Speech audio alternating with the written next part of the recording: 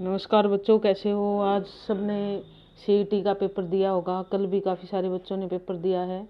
उम्मीद है कि आपका पेपर अच्छा हुआ होगा। इसमें देखिए, हमारा हिंदी पोर्शन था। प्रत्येक पेपर में हिंदी आई हुई थी और उसी में से 15 नंबर की हिंदी आई हुई थी। देखते हैं हम। थोड़ा सा लेट होने के लिए क्षमा प्रार्थी हूँ, क्योंकि मैंने सोचा सारे पेपर की इकट्ठी बना देते हैं हिंदी का। वैसे तो कोई भी उठा के बना देता है हिंदी की, लेकिन यहाँ मैं थोड़ा सा एक्सप्लेन करके बताऊंगी आपको। 31वां प्रश्न है हमारा सेट। आज शाम का 6 तारीख का शाम का सेट है, उसका 31वां प्रश्न हिंदी का। दिए गए किस विकल्प में पुल्लिंग शब्द है? यानी कि बाकी सारे शब्द स्त्रीलिंग है, एक पुल्लिंग शब्द है। जीवनी स्त्रीलिंग है, जैसे कि आपको दिख रहा है इसमें। नाटक, देखा जाए तो नाटक हो रहा है, नाटक हो रही है कभी नहीं कहते हम।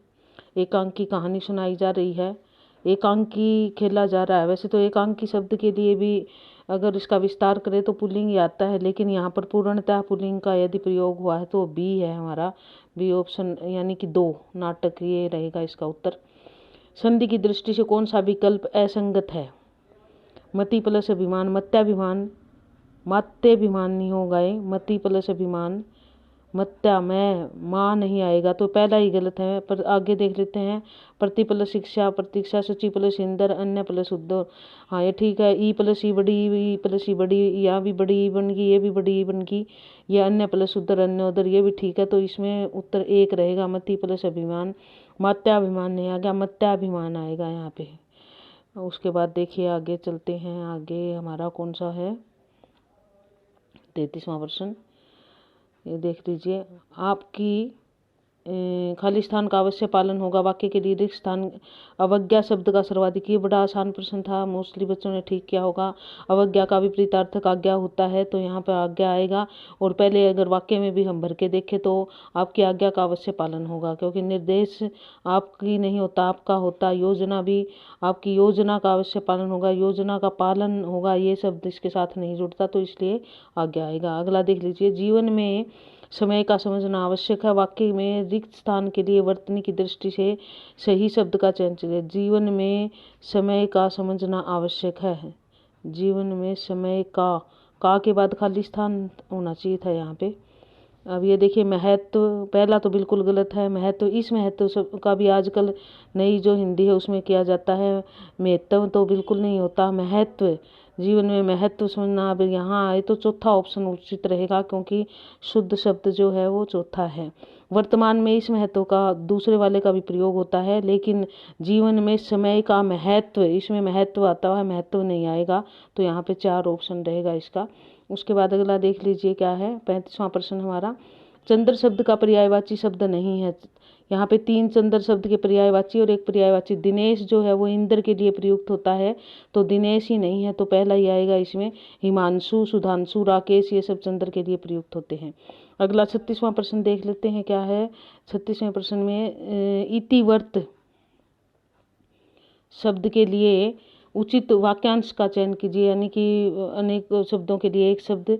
जनसाधारण में प्रचलित धारणाएं, इतिवृत्त, किसी देश अथवा समाज की घटनाओं का क्रमवार ब्यौरा, समाचारों का कालक्रम में ब्यौरा, वृत्तांतों का घटनाक्रम। इतिवृत्त यानी कि वृत्तांतों का घटनाक्रम, यही आएगा इसका, चौथा उत्तर है इसका। उसके बाद देख लीजिए अगला 37वें का क्या कहता है। निम्नलिखित किस विकल्प में प्रत्यक्ष समासपद का सही विग्रह और समास है?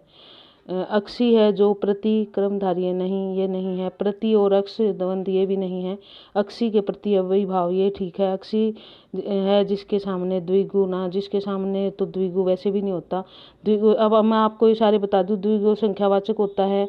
अव्ययी भाव में पहला पद जो है वह अव्यय होता है, और द्वंद्व में दोनों पद प्रधान बराबर होते हैं, और कर्मधारय में विशेष्य विशेषणता होती है। तो इसमें प्रति, प्रत्यक्ष, प्रति प्लस अक्ष, दो शब्दों को मिलाए तो प्रति पहला अव्ययी भाव है, यानी कि अव्यय है, तो अक्षी के प्रति, यानी कि आंखों के सामने, ये होगा हमारा अव्ययी भाव समास। उसके बाद अगला है। विराम चिन्ह की दृष्टि से निम्नलिखित युग्मों में से अशुद्ध शब्द का चयन कीजिए। अशुद्ध देखना है हमें। प्रश्न में एक ये चीज़ बहुत बड़ी मायने रखती है, कई बार हम पढ़ते हैं और निशान लगा देते हैं। पढ़ना प्रश्न को बड़ा जरूरी है, हमें अशुद्ध शब्द का चयन करना। युग्म क्या है? इतना गहरा तालाब, फिर विस्मयादि बोधक, ठीक है। ये तो पहाड़ों पर बर्फ गिर रही है, ये आगे यहाँ पर विस्तार रेखिका लगा दी। पूर्ण विराम क्या है यह बैल तुम्हारा ही है, प्रश्न चिन्ह है। हाँ आगे बिल्कुल प्रश्न पूर्ण विराम, क्या यह बैल तुम्हारा ही है, आगे प्रश्नवाचक चिन्ह है। माँ ने पुकारा थोड़ा पानी दो। अब यहाँ पर जो योजक लगाए हुए हैं ये योजक चिन्ह नहीं है, ये जो लगा रखे हैं ये हमारे कोष्ठक जो जिसको इंग्लिश में हम इन्वर्टेड कोमा भी बोलते हैं, ये चिन्ह है, तो इनको योजक नहीं कहते। योजक तो ये यहाँ ये आया था योजक, तो इसलिए ये गलत है, चौथा उत्तर रहेगा इसका। ठीक है, उसके बाद अगला देख लीजिए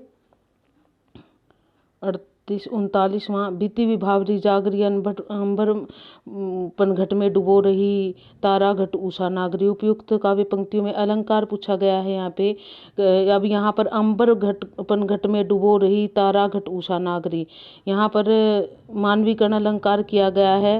अंबर को पनघट मान लिया गया है और जो उषा है उसको, जो पनघट पे जो औरतें इकट्ठी होती हैं उनका मानवीकरण किया गया है यहाँ उषा का, तो यहाँ पर यह आएगा हमारा मानवीकरण अलंकार। ठीक है, उसके बाद अगला देख लीजिए। दुर्दशा शब्द निर्मित है, किस उपसर्ग से निर्मित है दुर्दशा? दुह।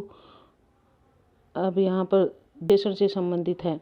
संस्कृत क्रिया विशेषण, मूल क्रिया विशेषण, यौगिक क्रिया विशेषण, प्रेम पूर्वक यौगिक क्रिया विशेषण होता है ये, तो यहाँ पर तीसरा आ जाएगा इसका उत्तर, 42वें का तीसरा रहेगा।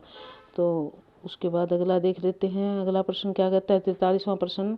उम्मीद है कि आपके अभी तक सारे ठीक हो रहे होंगे। जो बंधु नए आए हैं वो चैनल को सब्सक्राइब करें, लाइक करें और अपने भाई बंधुओं तक ये वीडियो ज़रूर भेजें। उम्मीद है कि आपको ये जो न सारी चीज़ें आपके लिए लाभदायक साबित हो रही होंगी। आगे देखिए, जंगल में मोर नाचा किसने देखा, लोकोक्ति का उचित निहितार्थ। देखिए, लोकोक्ति और मुहावरे जो होते हैं, पहले भी शायद हमारी इस बारे में बात हुई है कि वो उन अपने आप में अर्थ उनका निहित होता है, थोड़ा सा ध्यान से पढ़ने की आवश्यकता होती है, जैसा इसमें भी है। पास की वस्तु दिखाई न देना, जंगल में मोर को नाचते किसी ने नहीं देखा, गुण के प्रदर्शन के लिए उचित स्थान का चुनाव आवश्यक। बिल्कुल, जंगल में मोर नाचा, जंगल में जब कोई देखने वाला ही नहीं है तो मोर नाचो या ना नाचो एक जैसी बात तो है। गुणों का प्रदर्शन आदमी को वहीं करना चाहिए जहाँ उसकी पहचान हो या जहाँ उसको लोग देख सके, तो तीसरा आएगा इसका। कौन सा शब्द तत्सम नहीं है? तत्सम मतलब वे शब्द जो के तो हिंदी में प्रयोग होते हैं वो तत्सम शब्द कहलाते हैं। रात्रि का रात होता है, दुग्ध का दूध होता है, हानि हानि, लोक लोक, तो यहाँ रात जो है वो तद्भव शब्द है, पहला ही आएगा। अगर तत्सम होता तो रात्रि आता है। उसके बाद अगला देख लीजिए, अगला क्या है हमारा अंतिम प्रश्न 45वां। आश्रित उपवाक्य कितने प्रकार के होते हैं? आश्रित उपवाक्य 3 प्रकार के होते हैं यहाँ पर, तो इसका 3 उत्तर आएगा। तो उम्मीद है कि ये वीडियो आपको अच्छी लगी होगी। चैनल को देखते रहिए और अपने पेपर की तैयारी में लगे रहिए। आगे भी पेपर अब आते ही रहेंगे, आप यूँ मान के चलिए। धन्यवाद, जय हिंद।